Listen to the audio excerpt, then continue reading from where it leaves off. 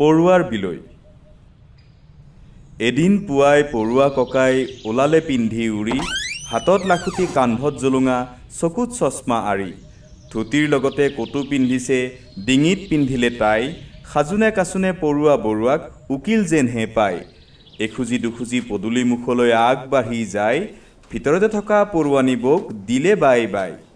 গহীন খোজ দি পৰুৱা ককাই আছে নানা কথা ভাবি, মনতে গুণিছে দিনৰ সাজটো কিদৰে মিলে আজি।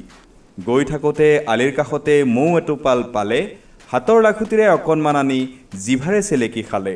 মৌৰ সোৱাদ পাই ভাবিলে পৰুৱাই গোটেইখিনিয়ে খাওঁ, যি অলপ ৰৈ জুলুঙাত ভৰাই ঘৰলৈ উভতি যাওঁ।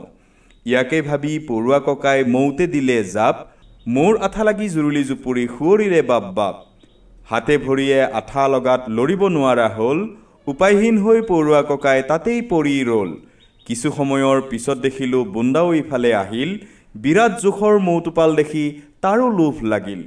লোভ সামৰিব নোৱাৰি বুন্দাই মৌটোপ চেলেকি খালে, আমাৰ চেনেহৰ পৰুৱা বৰুৱা মেকুৰীৰ পেট পালে। লোভত পৰি থাকিল মৰি পৰুৱা বৰুৱা কাই, লোভেই পাপ পাপেই মৃত্যু বোলো শুনিছানে নাই। ধন্যবাদ।